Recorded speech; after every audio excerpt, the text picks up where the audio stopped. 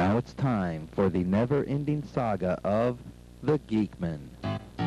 This is the story of boy Geekman, the oldest virgin known to man. He has a job mowing people's yards, but he has a bigger and better plan. He wants to be a famous singer, a big star of the silver screen. Hot tubs full of naked women is the life that boy dreams. So hop on board, you're invited for the ride, as Boyd sets out on his quest with Winston by his side. This is the story of Boyd Geekman, a lovable nerd that can't get laid. Maybe this time he'll get lucky, so let's get the program on its way. As you remember in our last episode, Boyd and Winston decided to get cable TV installed by Bubba's Macho Cable. Boyd, we need to get us some cable. I think you're right, Winston. After many hours of action-packed fun, Bubba finally showed up and sent the boys off to karaoke night while he raided the refrigerator, ordered pay-per-view movies, and made long-distance phone calls. When the boys returned home, they discovered some new shows channel surfing, like Nerd TV and the CoolNetCat, and that's where our story picks up. This week's episode, the Geekmen are featured on Ralph Redneck's Lifestyles of the Poor and Obscure. Our story begins with the boys riding home on their bikes. Slow down, Boyd. What's your big hurry? I'm going to get home to watch myself on Ralph Redneck's Lifestyles of the Poor and Obscure on public access. Well, let's go.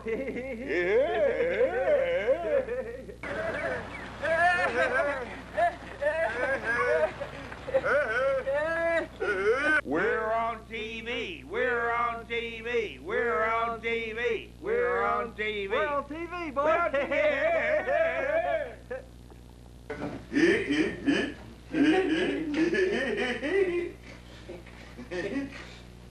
All right, now we're talking.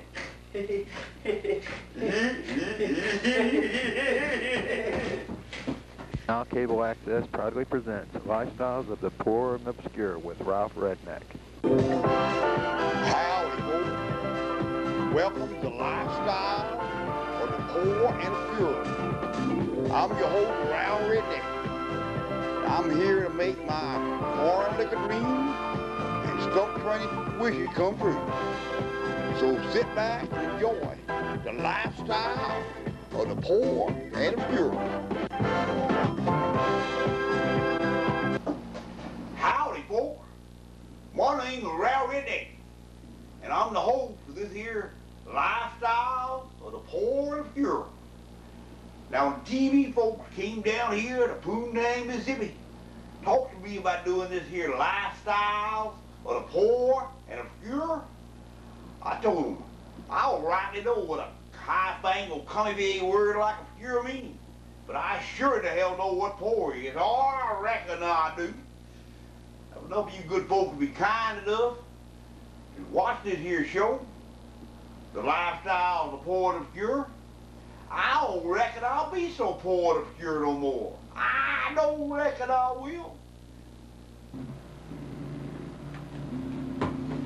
Now it's the section of the show where it's time to hear from our sponsors. I want all you good old boys to buy a lot of stuff from them, because they good enough to put me on the air here. Buy stuff from them. Maybe I'll get over being so poor and obscure. Oh, I reckon I might.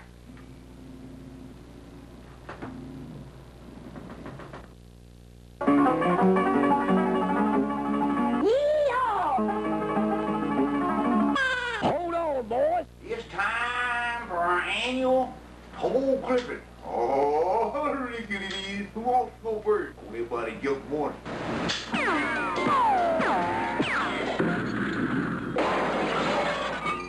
Somebody better call the glass, please. It looks like I broke another windshield. Oh, rickety.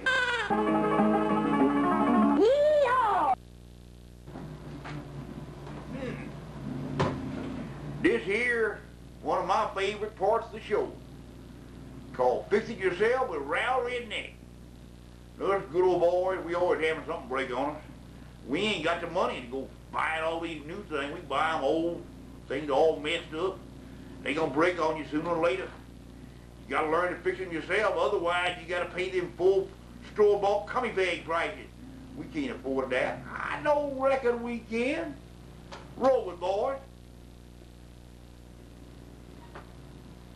Today, I'm gonna show you old boys how to set a trap to kill a mice. Okay now, first thing you gotta do to kill a mice, set the trap right, you gotta move this thing over to here. And then you slide this thing over here. Okay, now you got your trap set. The next important thing to do is to put you some cheese on there for some bait. Otherwise, the critters won't come to it. I reckon.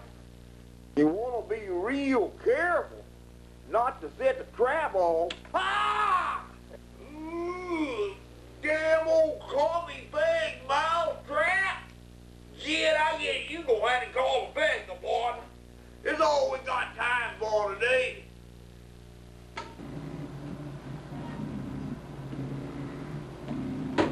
Now come the time for me to show you a preview of this here movie I made.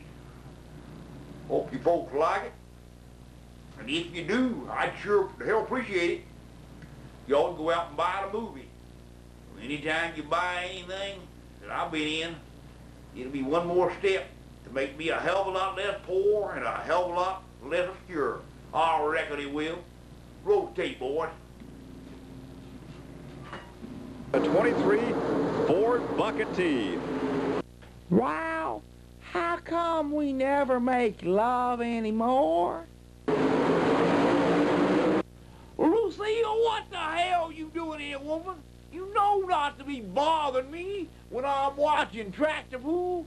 Go get me a cold beer, and I might stump train you during the next commercial. Okay, Daddy. Lucille, don't call me Daddy no more now that we're married. Rat is the terminology used in race hay horsepower, and this truck does not rely, or this Corvette does not rely on it. He hooks it real hard to the right. Everybody else is going to the left. He went to the right. Can we make love now? Assume the position, woman. Wow, we need something to spice up our sex life. It's always the same thing, time after time. Woman, you been watching that there Oprah Winfrey stuff again, haven't you? But Ralph, Oprah says if you wear a sexy outfit to bed, it'll enhance your sex life.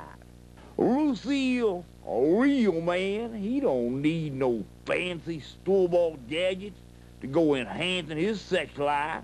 I reckon he does. But Ralph, can't you think of any sexy outfit you'd like to see me in to turn you on, honey?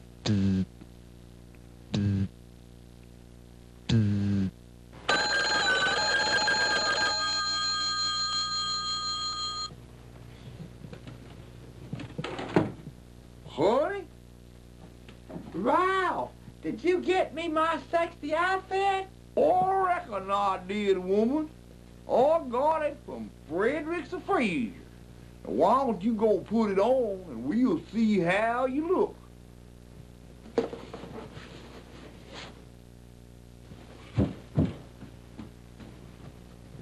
Okay, woman, get out here. Let's see how you look.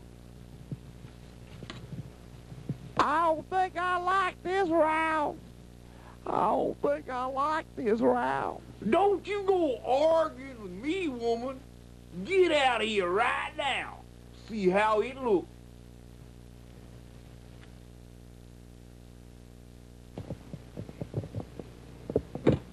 Ralph, this ain't what I had in mind. Don't forget to make sheep noises. Bye, bye, bye, bye, bye, bye, bye, bye.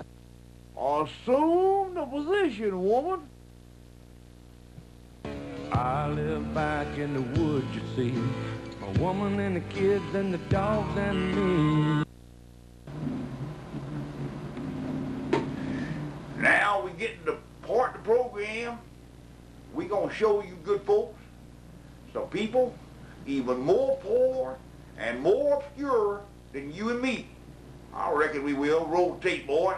Well, this here part of the show we're gonna get to, folks, is a show about my good friend Boyd Geekmen. Now, I met Boyd when I was in jail for barroom fighting.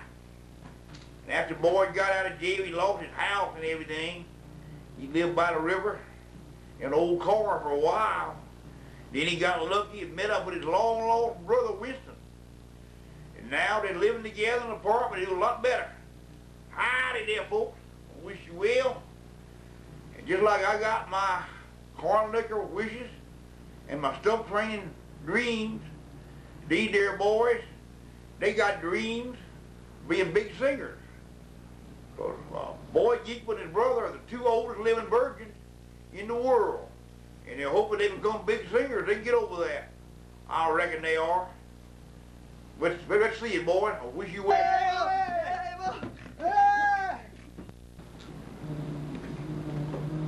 Now I want to tell you folks a few things about the family values that I believe in deep in my heart. Now I believe that the good Lord above didn't intend for a good old boy to slap around the old lady and the kids.